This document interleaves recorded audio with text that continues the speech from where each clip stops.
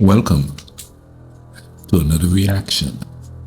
And today we'll be going to my neck of the woods, the Caribbean, Jamaica to be exact. And today we're going to be exploring the horrible ghost of Jamaica, ghosts and spirits. And this one is a history documentary. So come with me. Let's enjoy ghost stories. Historical ghost stories, nonetheless. If you love the dark, this is the place for you.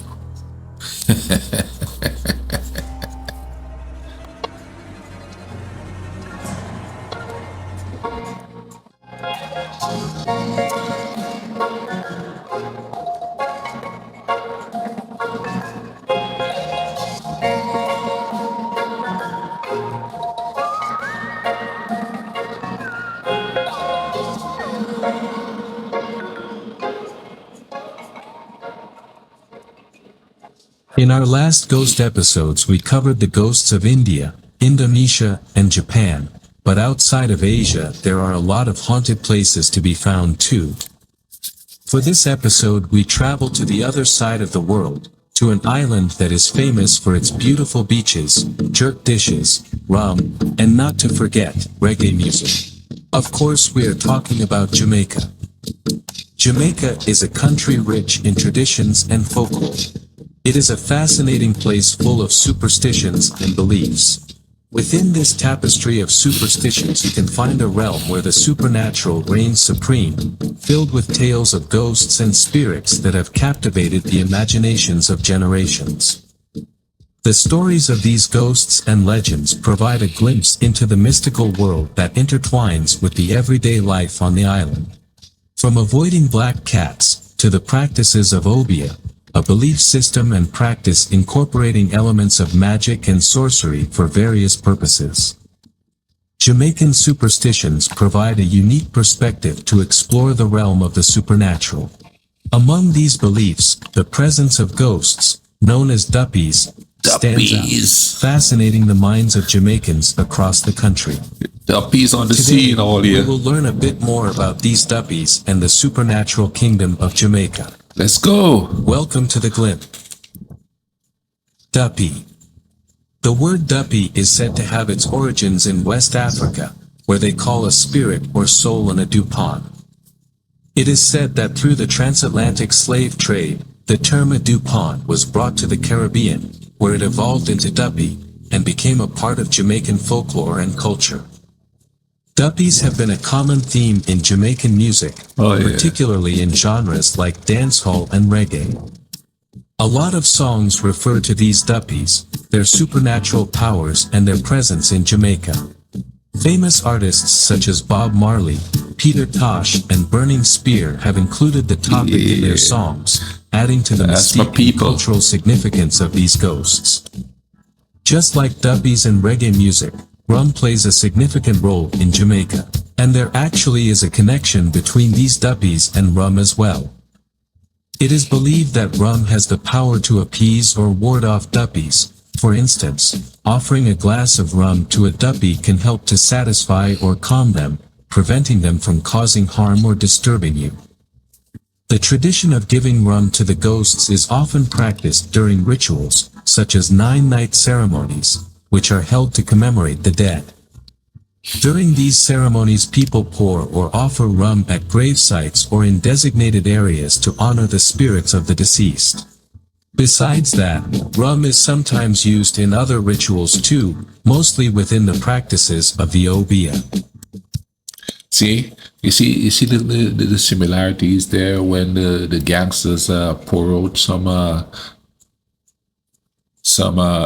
rum. Or whatever they have, one for the brother, one for the dead homies and stuff like that. You see, I'm not saying that's where it came from, but how cultures intermingle and do certain things. I mean, when they celebrate the dead and stuff, rum is an integral part of it. Fire water. Besides offering rum, there are also other offerings you can make to ward off duppies, such as holy water or food. And trust me, after getting to know these duppies, you really don't want to make them angry, because On the island where I'm from Grenada, to ward off the duppies, or we call them spirits, and we have obia on our island too, which is just another form of voodoo kind of. But anyway, but it's said to be like a radical fraction of obia. Yeah, it's just different because different tribes, different places, you know what I mean? But in order to ward off evil spirits, you plant aloe trees around your house. You know, you could either in the four corners or just around the house. I remember my mom having aloe plants on the four corners planted outside of the house. these duppies are some of the most terrifying beings you can imagine. Here we go. The rolling cough.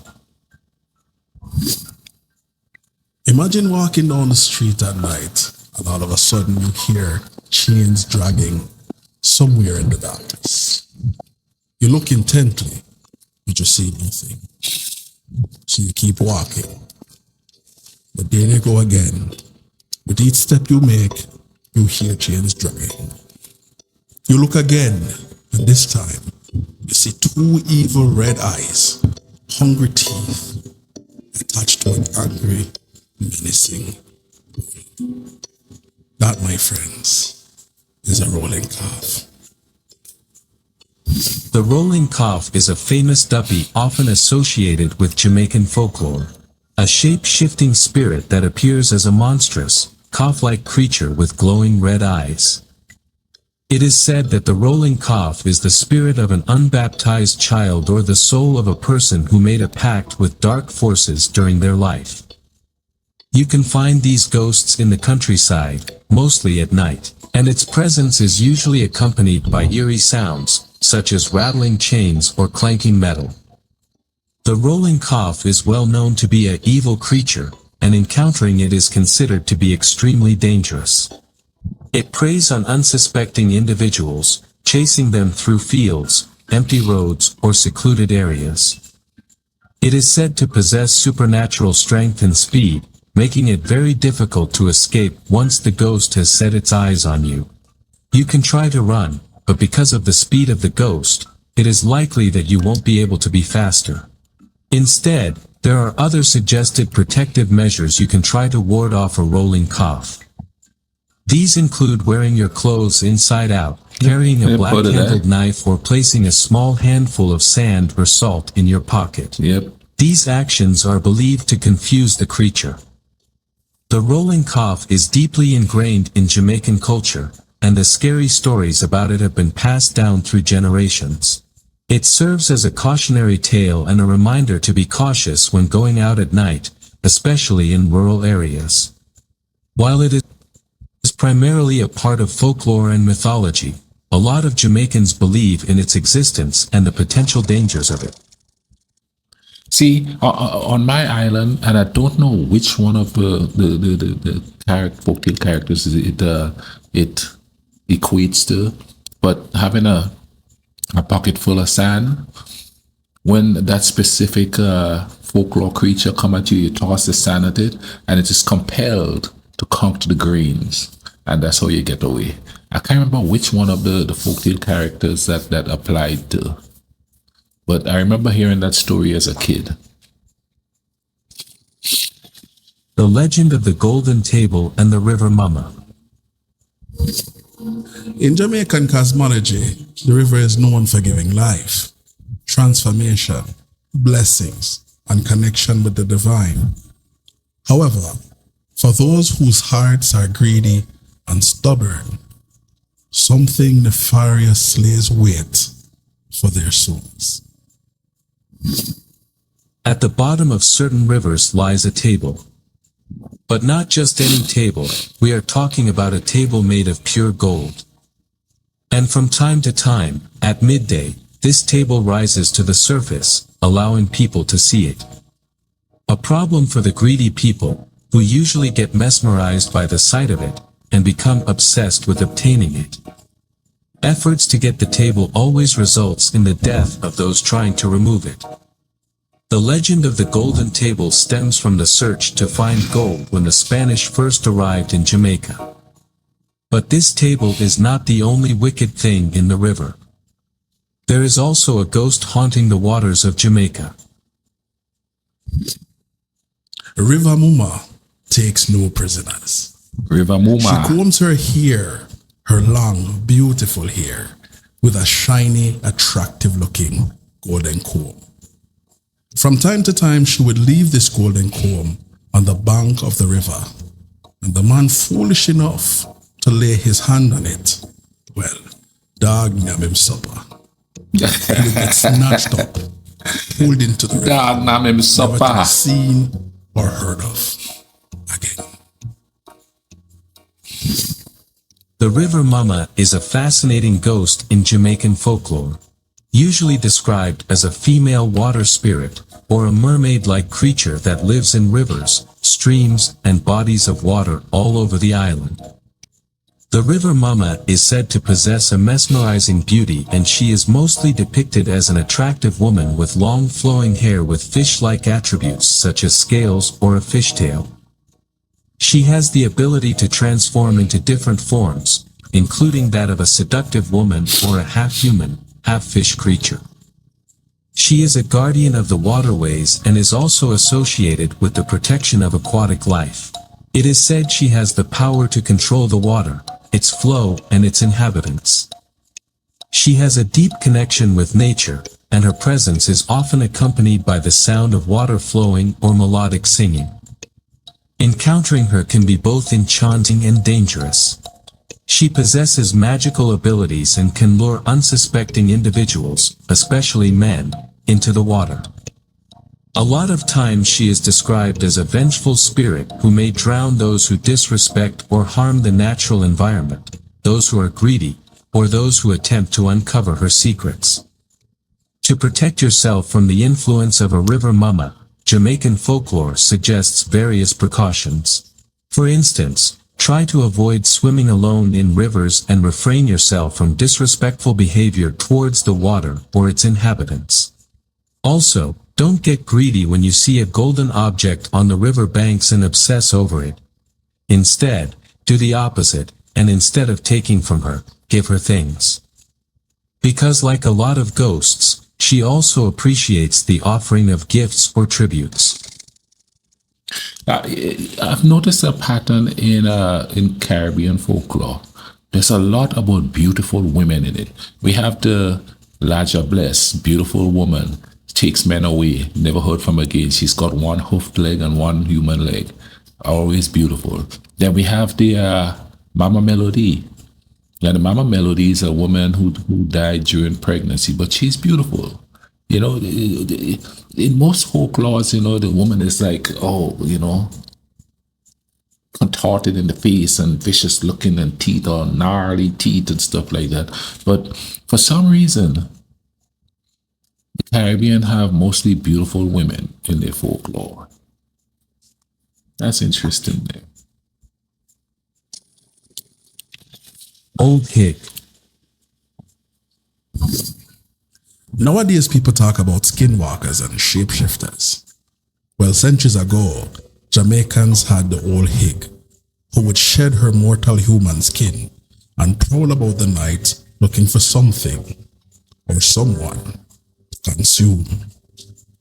Some even suggest that Annie Palmer, the white witch of Rose Hard, was one of these old Higs.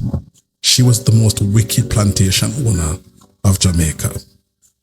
But be not afraid, because if you find the skin of one of these old Higs, just add salt and pepper, and when she tries to re-enter her skin, watch her screech and scream while she withers and meets her parent. The Old Hig is a well-known character in Jamaican folklore. Also known as the Old Hag or Sucuyant in other Caribbean countries, this puppy is believed to be a female supernatural being with the ability to shed her human skin and transform into a ball of fire or a creature resembling the old woman. She is often described as a wrinkled old woman who wears a white gown, and just like the rolling calf, has fiery red eyes. She is a nocturnal creature that visits homes at night, seeking to suck the blood of sleeping individuals, particularly the blood of young children and infants. To do so, she removes her human skin and takes the form of a fireball, allowing her to pass through keyholes or any other small opening to gain entry. She is feared for her supernatural powers and malevolent intentions. However, she is not invincible. A common practice to ward off or capture an old hig is to place a sieve or a strainer near a sleeping person, as it is said that the creature must count the holes before it can continue its blood-sucking activities. This counting process is said to delay her until daybreak, when she must put on her human skin again. The legend of the old hig serves as a cautionary tale for children and a means of explaining unexplained phenomena, such as illnesses or unexplained marks on the skin. The story is often used to encourage good behavior and obedience, as kids are warned about the consequences of misbehaving or staying up late. You see, here's where how the different islands have different versions of folktale characters. In the island, we have the Ligaroo. The Ligaroo in Grenada, I should say, we have the Ligaroo. The Ligaroo is the male version of the Sukunya. He said Sukunyat, but it's Sukunya. That's how we say it. And the male version pretty much does the same thing. He sheds his skin, goes out as a ball of fire, goes into houses, and sucks the blood of people. In Grenada, he doesn't attack children. I've never heard a story of him attacking children. And just like the Sukunya, if you find out the skin, you put salt and pepper in there, and she dissolves, and all that screaming and stuff happens as she dies. Now we do have the Sukunya in Grenada, and it's basically it's just a female counterpart to the Ligaroo. They're probably going to talk about the Ligaroo here, and they probably have a different story for it there. And I'll tell you a funny story. Now, being from the islands, I mean, you really dark. So you don't see hickeys upon the neck. You know what I'm saying, thing? So I remember when I first got to America, I went to a Baptist college, a Southern Baptist college in the mountains of Kentucky. And I remember seeing all these girls walking around with these red marks on their neck. And I thought, my God, Ligaroo done suck 'em. But I was never around anybody that had could see no hickey on their neck, and it was winter too. So I mean, you could see the hickey. You understand what I'm saying? So I was like, my God, there's a bunch of Ligaroo running around here. Come to find out, the Ligaroo was the men they dating, sucking on their neck. You know what I mean? Cultures crossing, you know what I'm saying? It's not so much that I believe in the Ligaroo or believe in the Sukunya. It's just that I saw this, and that's the first thing that came to mind. Ooh, there's some. So if you suck on your girl's neck, you're a bloody Ligaroo. You're a vampire. Blackheart Man. In Jamaican folklore, the term Blackheart Man refers to a vengeful and feared supernatural entity. It is often depicted as a figure with dark or blackened skin and glowing red eyes, instilling fear and unease in those who encounter it. Why he got dreadlocks? Blackheart Man is believed to be a restless spirit that preys on the living. It possesses powerful dark magic and is associated with evil deeds, misfortune, and curses. The origins of the Blackheart Man can be different depending on individual interpretations. When I was a boy, the Blackheart Man was told to me as a man with bloodshot eyes and long dreadlocks, who would snatch up children by enticing them with candy. See? However, as a grown-up, I now see that image of the Blackheart Man was mainly because of the fear of Rastafarians. Yes, I. No basis. Yes, I. Truth.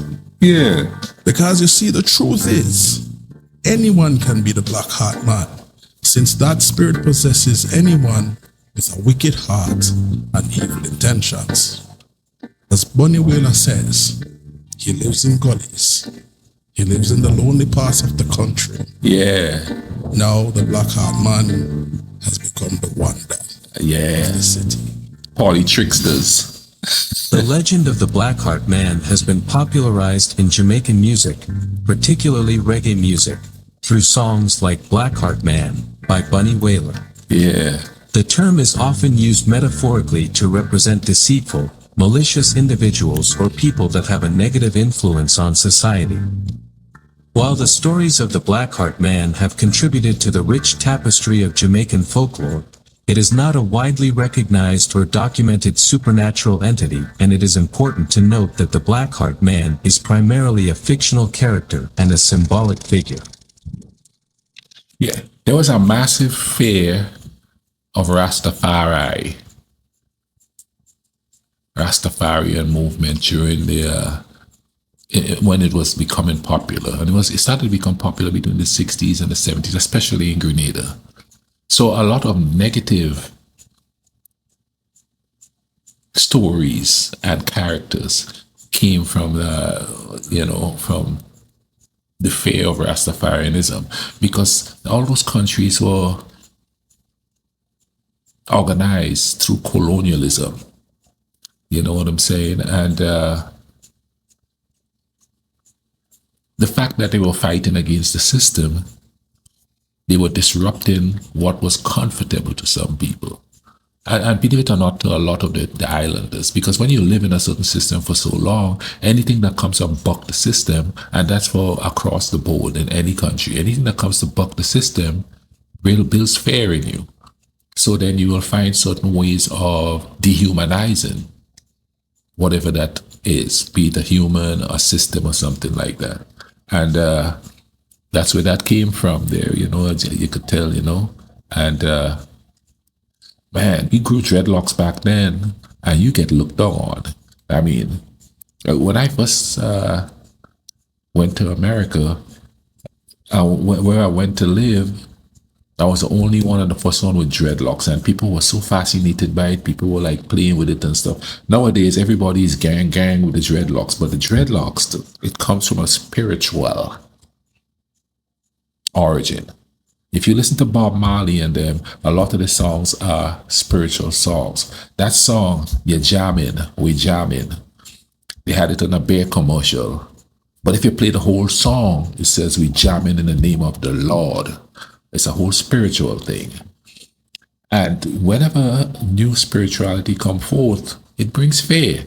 So to demonize it, boom, Black Heart Man was created.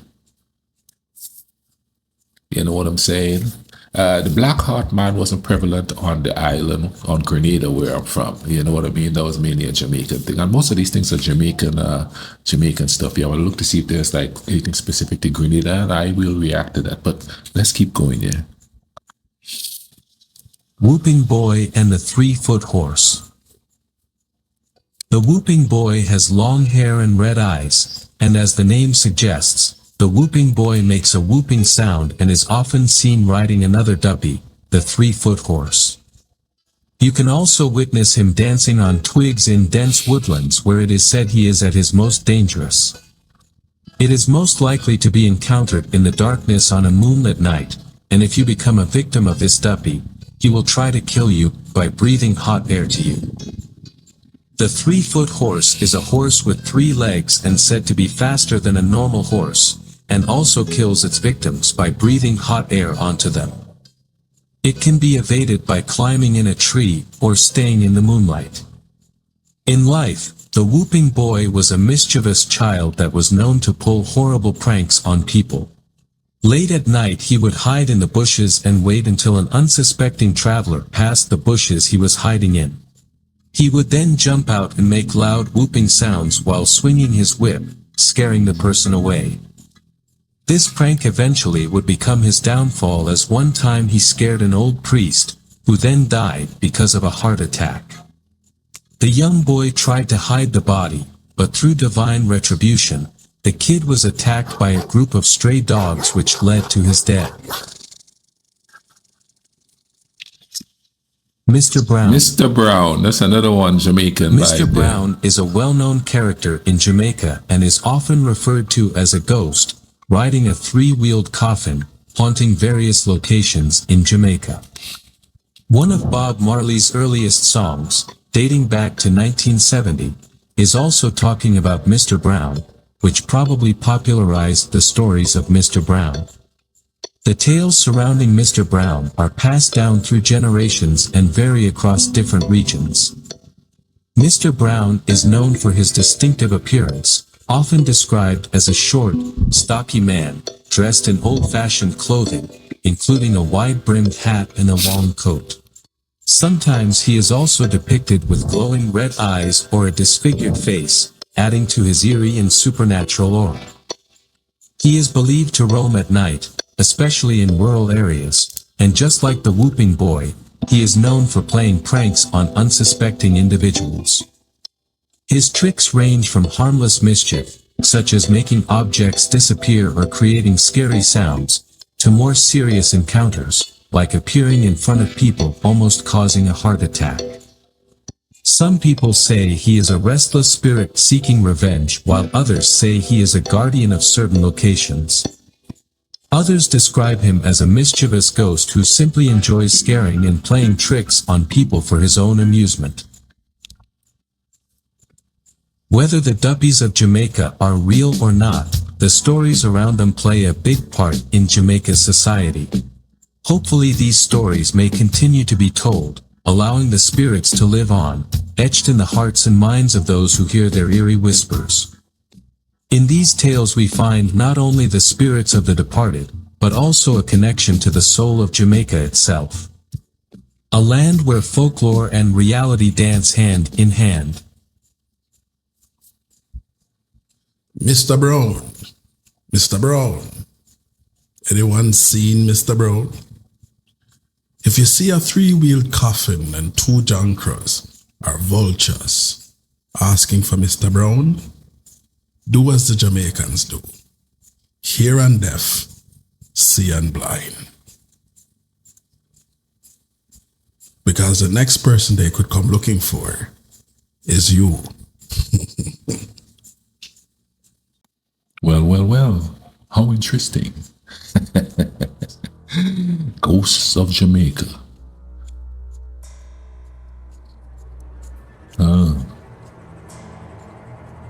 Most rural areas don't have lights in Jamaica.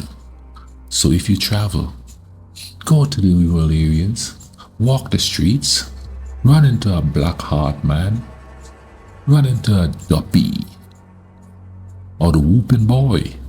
Oh, they may lead you to the promised land. Oh, the promised suffering. Come back for more ghostly stories. If you like the dark, this is the place for you.